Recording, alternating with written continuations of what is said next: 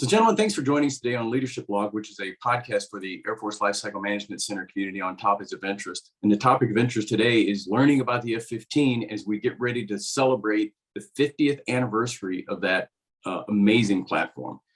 So we've got two experts on the F-15 with us today. So Sherlock, if you could start, introduce yourself and give us a little bit of your career background. Sure. Greg Watson, my call sign, as he said, was Sherlock. Started out in the Air Force, commissioned in 1985, flew the F-4 for a tour, and then came to the F-15 community in 1994. Flew operational for a tour, built airplanes at Boeing for about 6 years, and then came to the program office. I've got about 2,000 fighter hours, the majority of that in F-15Es. Okay. All right. And BJ. Yeah, I'm Craig BJ Honeycutt.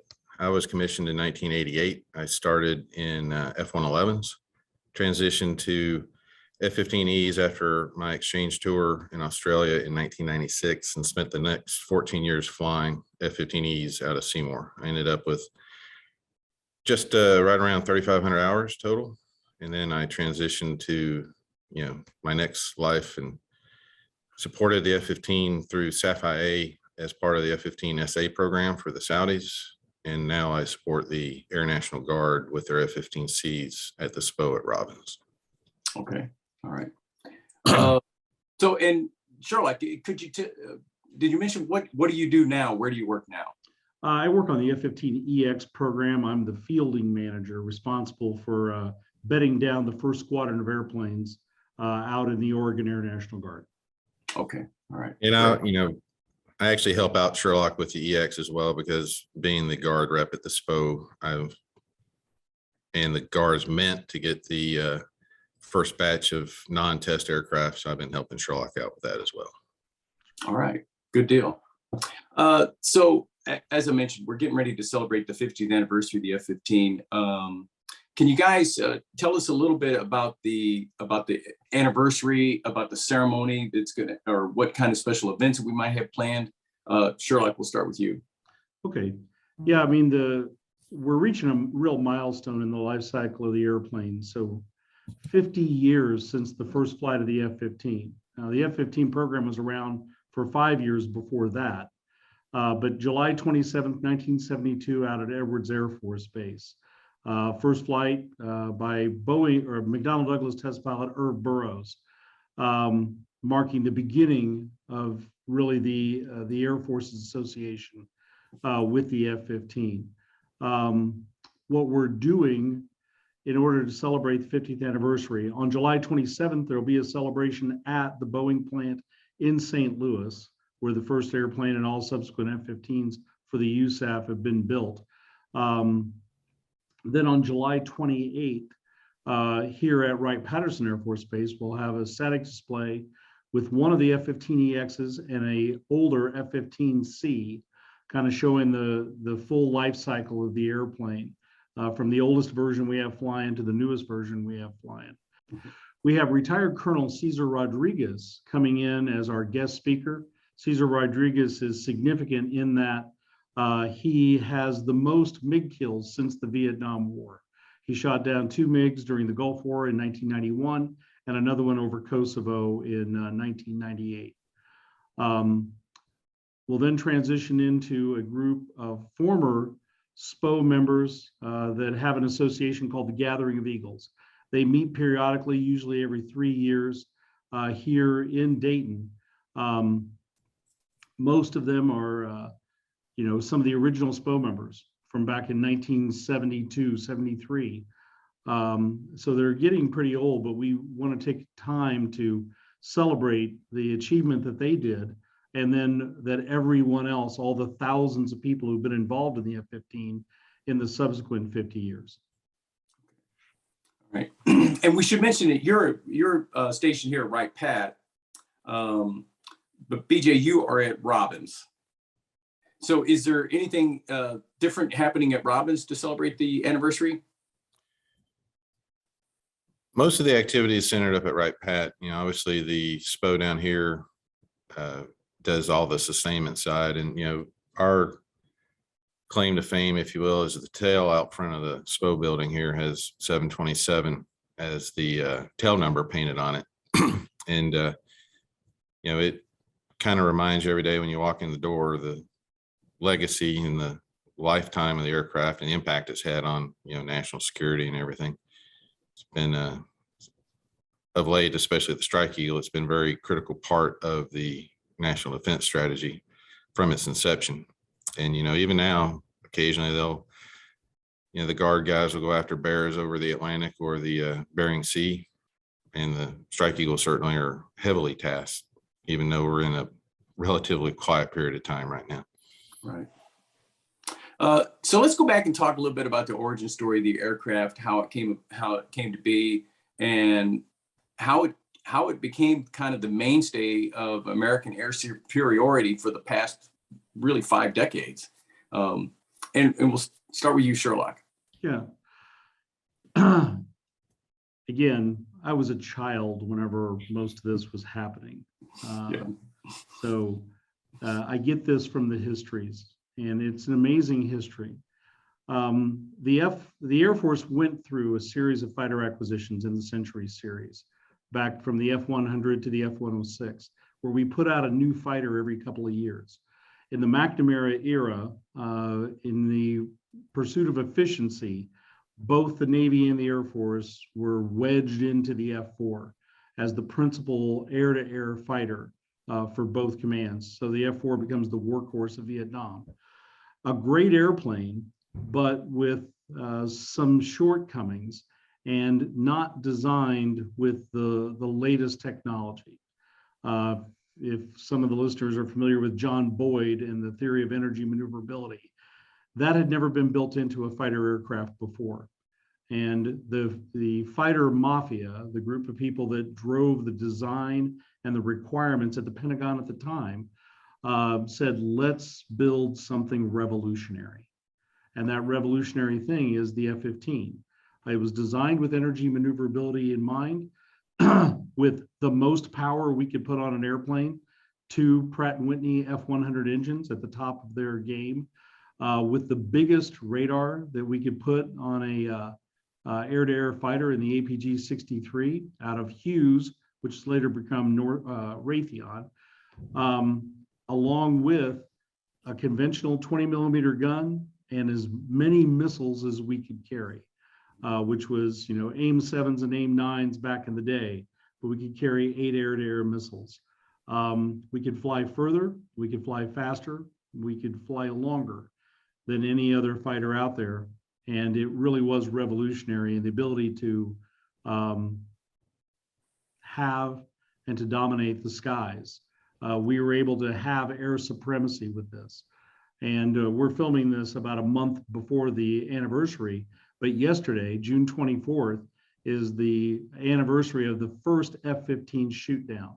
So June 24th, 1979, the Israelis flying F-15As shot down 3 Syrian MiGs, starting the 104-0 record that the F-15 possesses, unrivaled by any current fighter. Yeah, that is amazing. The fact that it's never been tackled in the field is just incredible to think about. Especially when you think about 50 years. 50 years it's been flying. Right. So, BJ, what about you? What do you have to offer about the origin story of the F-15? Well, Sherlock covered the origin story pretty well, but in addition to being revolutionary, the jet has been very evolutionary as well. While Sherlock's a lot older than I am, I still remember the computers in the aircraft being analog. You spin dials just like the old school speedometers and things like that to make the computers do what they do. But the aircraft has transitioned from those to digital computers. The jet has transitioned to having GPS when it didn't have GPS originally. It's transitioned to screens with dials and knobs, from screens with push buttons. Now we're up to touch screens. So everything that we as humans in society have kind of grown through, the aircraft has as well. And I saw that initially both from inside the cockpit when we would get new software updates or hardware widgets installed, and seeing that from the SPO side where you're developing it and testing it and putting it on contract and fielding it and publishing the TCTOs and TOs, it oftentimes as an aircrew, you get frustrated with the speed of advance, but then when you see all the machinations that go on behind the scenes, it's it can be kind of depressing at times, but it's certainly eye-watering.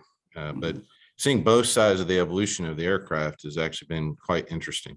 And if you look at, and it's not peculiar to the F-15, I'll grant you that, but the evolution of aircraft over the last 5 decades, the lifespan of the airplane has been pretty impressive. Yeah. So let's explore that a little bit. So you mentioned that the F-15EX is rolling off the line now as we talk. Okay. So 50 years later, we're still acquiring, the Air Force is still acquiring once again acquiring F-15s, but this is a remarkably different aircraft than the one that rolled off the line, the F-15As and Bs back in the early 70s. Is that correct? So Sherlock, walk us through some of the things that have changed. Well, we took the most powerful engines on the airplane that we had available to the airplane in 1972. And now we take the most powerful engines that we have available to us, 29,000 pounds of thrust times 2 engines on the GE-129. We take the first look down, shoot down radar in the APG-63, and we evolve that to the APG-82, which is the most advanced fighter aircraft available in the world. We take the original central computer, which was the AP-1R, originally developed on the Gemini space program in the mid-1960s, best available in 1972, and we grow it to the 80 CP2. The original computer probably has less processing power than a pocket calculator. The current one has 32 Pentium 4 cores capable of running 1 million lines of code, and hot enough that it burns like an 800-watt light bulb, requiring a lot of cooling on the airplane. The original sensors to the airplane beyond the radar were pretty limited. As we evolved through the Strike Eagle, we added an IR system in Lantern. We're now to the Sniper and the infrared search and track system. So our sensors have gotten better, our engines have gotten better, our computers have gotten better. We've evolved from the AIM-9 Lima and the AIM-7F to the AIM-120D with other missiles in the wings waiting to come on board the airplane. We fly further, faster than anything that even is the original design, with the additional conformal fuel tanks. The F-15 has the versatility to take on just about any capability that we could add to a fighter aircraft. The one drawback being it's not stealthy, but it makes up for that in a lot of ways. BJ, over to you. Well, a lot of times you don't necessarily want to be stealthy. You don't necessarily want people to be, you want them to die tense sometimes. So if they see it coming, a lot of times that in and of itself is good enough. Of course, that's situation dependent. Yeah. And Sherlock stole all the Gucci stuff to talk about, but the other improvements that I've seen, being involved with the EX program from the beginning are on the manufacturing side. Robots doing the work, the digital design, one piece nose barrels instead of 1 million pieces, and machine or forged longerons and instead of splice, all that sort of stuff that I don't really know what I'm talking about, but I hear about in all the PMRs and whatnot. A lot of stuff on the manufacturing side has changed with the publicized intent of lowering costs, increasing throughput, those sorts of things. And that's also a sign of the march of times, if you will. All that stuff has gotten better over the last 50 years, and it's nice that industry is incorporating that and trying to help the taxpayers out. But, unfortunately, Sherlock stole all the fun stuff to talk about. Well, we could redo that section and you could talk about the fun stuff. Yeah. Well, so you both flew F-15Es, the Strike Eagles. So BJ, talk to us a little bit about what happened, what changed between the original F-15, the A's and B's, C's and D model, and the E when it came out. So the biggest difference, of course, the B's and D's aside, they were two-seat trainers meant to teach the pilot how to fly the A and the C respectively. The A and the C are air-to-air superiority or air-to-air dominance, depending on which time frame you were living in, fighters. Their sole intent in life was to shoot down other airplanes to either protect your grocery store or to clear the skies so that we have freedom of operation on the ground. And of note, U.S. forces have not come under air attack since the Korean War. We're so good at it. We give our C model brethren a hard time, but they were and are very good at their job. So it's single seat on the employment side. So the biggest difference with the E model is the addition of the second missionized seat in the back seat and the addition of the air to ground mission set. So pretty much every ordnance that we have up to and including tactical nukes and precision guided weapons and unprecision guided weapons and some of the more standoff weapons the E model can carry and does, and has frequently dropped in hostile to semi-hostile environments. They've dropped weapons in anger and in mild displeasure. And the sensor suite on the E model is facilitated to be ran from the back seat, especially the targeting pod and the laser guidance. And a lot of people will argue about the necessity of the second guy, but there's a video running around the internet right now about how two skulls are better than one. And it's particularly true in the troops in contact, targets of opportunity, non-pre-planned targeting and environment. When the Army guys are on the ground getting shot at and want a weapon within 60 to 90 seconds, that second guy can be the difference between them being overrun and not overrun. Because there's a lot of duties that can be divided, and the more you offshed your workload, the quicker things get done in a synchronized environment. And see, BJ, I think that's something you have a lot more experience with than I do, because when you and I flew together in the Chiefs, we still were targeted more towards precision guided munitions and air interdiction, the ability to go back and drop bridges to prevent follow-on forces from getting to the battlefield. But while I transitioned over into acquisition and manufacturing, you were still flying, and the F-15E re-rolled itself into being the best close air support airplane we had out there. Well, I'll say fast close air support. I don't want to get into an argument with the A-10 guys. So, talk about the importance of having a second seat in a close air support role. Yep. And that's actually very true. When Sherlock and I started out, we were all pre-planned targeting, basically a F-111 with self-defense capabilities, to oversimplify it. And that was the mission sets that we were training to. And I remember going through the schoolhouse being told that you'll never ever strafe in a $100 million airplane. Right. Because you get up close and personal, people can shoot at you with, little guns and not big missiles and things like that. And it exposes the aircraft and the crew to a lot more risk. Well, 15 years later, post 9/11, we strafed like nobody's business. And it was very common, and guys trained to it. And once you train to it, you're proficient at it, and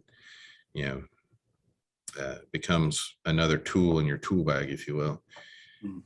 And we talked earlier about the increase or the evolution of the technology within the aircraft that actually facilitated a lot of this as well. The advent of GPS, the better coordinates, the higher accuracy of the weapons, and being able to use the sensors on the aircraft to look at the coordinates to make sure they actually are what you think they are, as opposed to some of the other aircraft where they just type in coordinates and they never actually see what they're hitting. And in some cases that worked out poorly because they couldn't, put eyes or sensors on the specific coordinates, make sure it was not friendlies or was not, was the intended target. Mhm. And in the dynamic environment, especially in, post 2003 Iraq and Afghanistan, where none of it's pre-planned, that's where the second seat comes in play to be very, very important. Now, that's not to downplay the importance of the C models. I support the National Guard right now, and their air defense, homeland defense mission set at the corners of the coastlines of the continental United States is very important to national security, and they're on alert, and they still do their jobs very well. Yeah. So those Cs and Ds, those are on patrol all the time, correct? I mean, guarding the homeland every day, 24/7. The Cs, yes. The Ds, like I said before, are trainers. But the Cs, they've been upgraded along with the Es. They have a very good radar. Some of their internal mechanizations and switches are a little bit dated, and we've been working on that on both sides of Robins and Wright-Pat. But the mission continues, and if you look at where the bases are located throughout the United States, they're in the critical parts of the coastline, to provide homeland defense. Yep. So it's interesting that you bring up the F-15E as far as like close air support. I don't think that I've read a lot about that. In recent years, you hear about obviously A-10s and hear even about F-16s doing close air support, but I hadn't heard a lot about the F-15Es. So has that been a big part of the mission, Sherlock, or? Oh, well, yeah. I mean, absolutely. Given the time, global war on terror, first flying out of Qatar, 12-hour missions into Afghanistan, then based out of Bagram all over Afghanistan, continuing flying out of Qatar to cover the entire Iraq war, and then now supporting Inherent Resolve. The F-15E, I think it was 3 years ago, set the record for the most tonnage dropped by any squadron in the entire period of the global war on terror. The amazing thing about the Strike Eagle particularly is it went to war the first year it was operational. We declared operational capability in 1990 down at Seymour Johnson Air Force Base and immediately deployed the first squadron to the Gulf War. And we've never brought them all home. We've always had Strike Eagles deployed. We have Strike Eagles deployed.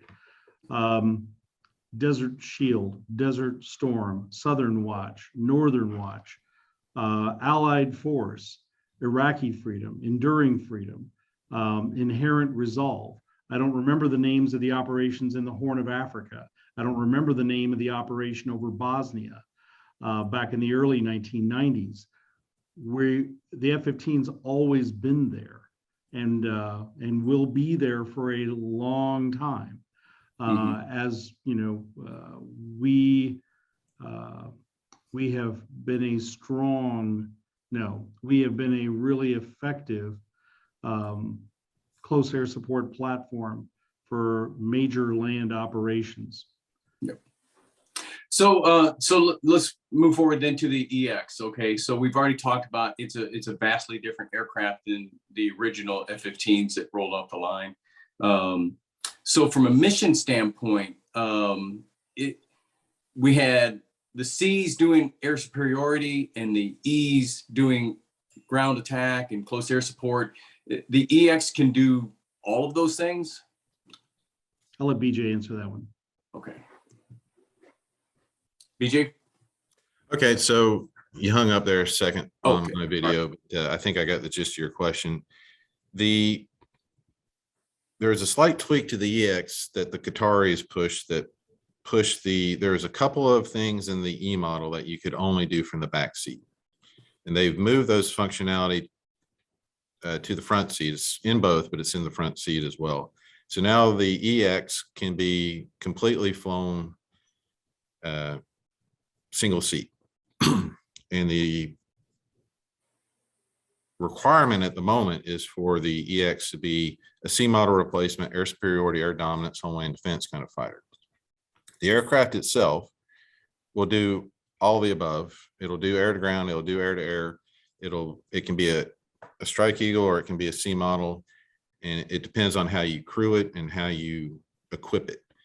Obviously, whether you put conformal fuel tanks on, it will determine on whether you can carry air to ground munitions on the CFTs or whether, but you, even without CFTs, you can put air to ground munitions on the pylons, the hard points, or you can just go with your standard vanilla air to air load with AIM-120 AMRAAMs and AIM-9X Sidewinders.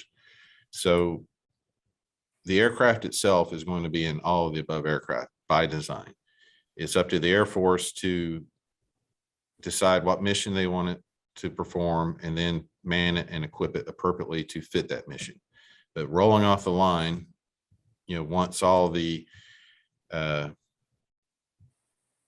related supporting programs like EPAWS and these OFP suites catch up, it will do all of the above, and it's designed to do that. So with the I'm repeating myself, so you can delete that out, but with the proper equipment and the proper crewing, it can do whatever you want it to do. And which, in LCMC, we always talk about delivering capabilities to warfighters. So this just gives the warfighter options. I mean, you can do all kinds of things with this one platform. Is that correct, Sherlock? Or? that is, and another thing that we have in the F-15EX, because of we're leveraging the technology, because the F-15, when we stopped buying them in 2004, the technology continued to progress, and every FMS customer has advanced the design. The Saudis made a big advance in design whenever they took us to fly-by-wire. That dropped a lot of the weight out of the airplane and enabled us to do some different things. So an F-15EX is an even more capable air-to-air fighter than the C model it replaces, not just for the electronics, but it carries more missiles. I don't know, BJ, what's the maximum number of missiles we can carry? I think 12 is the standard load, but I think if we put, different rails on the airplanes, I think we can get up to like 16 missiles. With the standard US pylon configuration, 12 is the max. If you went to, there are options that we haven't bought that would expand that to 16 or 20. Very good. So an absolute missile truck with 12 missiles on board, 8 AIM-120Ds and 2 AIM-9Xs.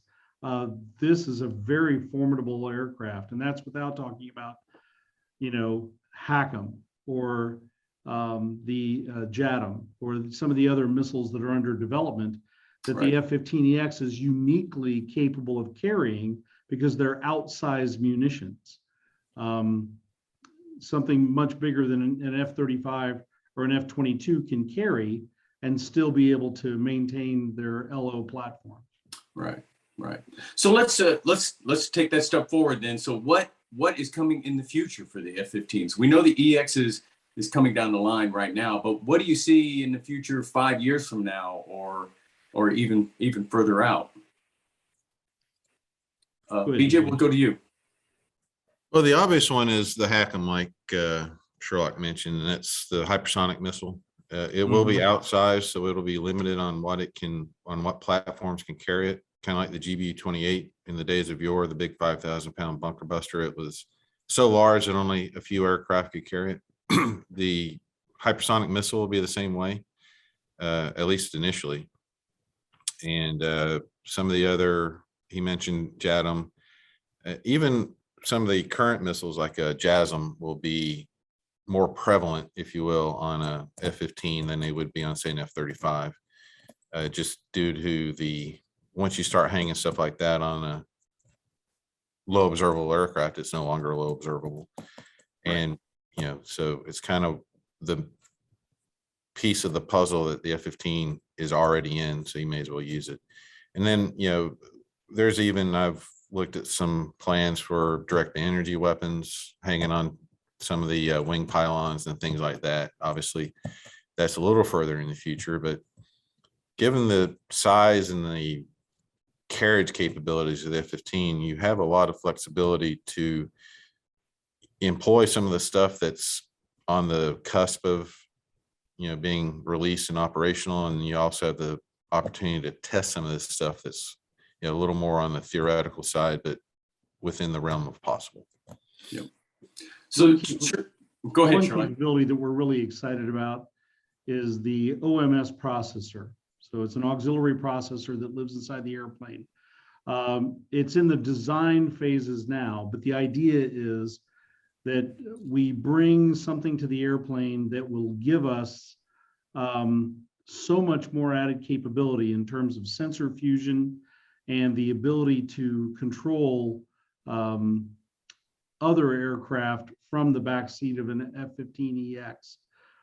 This could be what makes the EX the mothership for a drone swarm, or the ability to employ the UCAV, what used to be called the X-45, which now has morphed into the Valkyrie or the Loyal Wingman.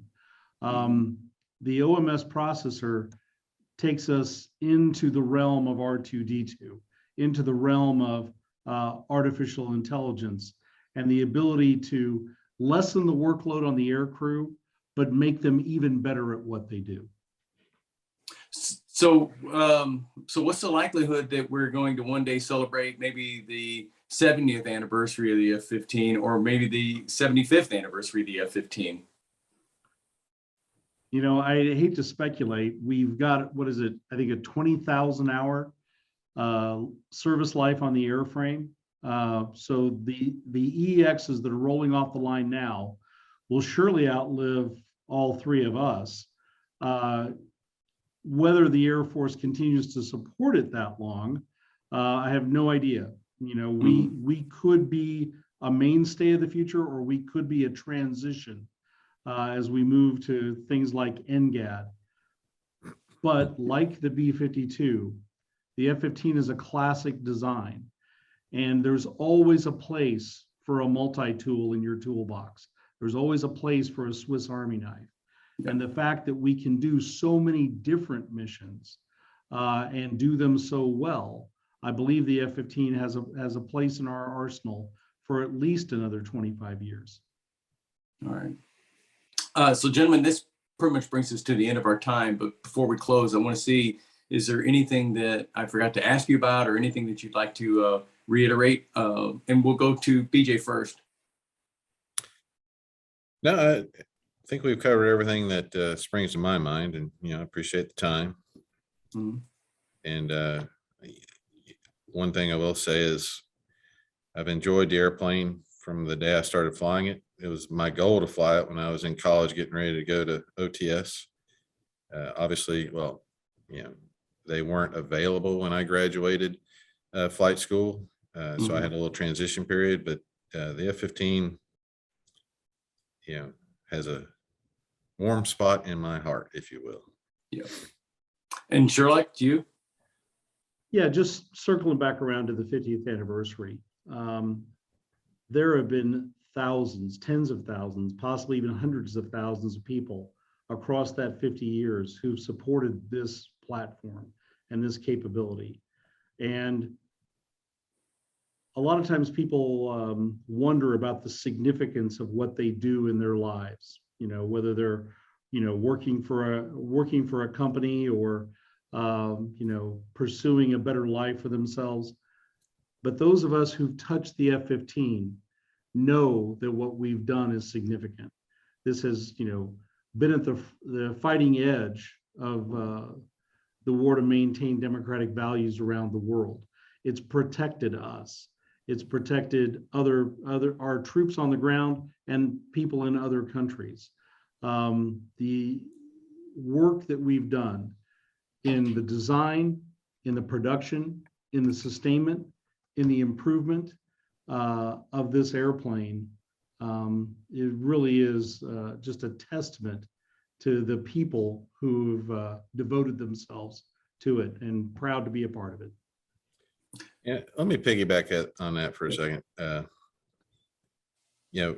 having been on both sides of the equation, if you will, I can say with, a fair amount of certainty that your average air crew has no idea what goes on behind the scenes to make sure that the airplane has supply parts and tech order updates and this, that, and the other, so that when they walk out, it's FMC and ready to fly, which is not always the case, but the amount of work that goes on behind the scenes at the SPO, at the depot, is actually almost unbelievable. And I can tell you, like I said, with a fair bit of certainty, that your average air crew is completely unaware. And the work that's done behind the scenes is definitely needs to be appreciated by everybody. Yeah. Yeah. An aircraft doesn't rack up the number of hours that the F-15 has without a whole lot of support coming from the back end. Absolutely. Yep. All right, gentlemen, thanks for joining us today on Leadership Log and helping us understand a little bit more about this venerable aircraft. Yeah, we really appreciate your time. Okay. Thank you. Have a good day. CBJ. Thanks, Charlie. All right.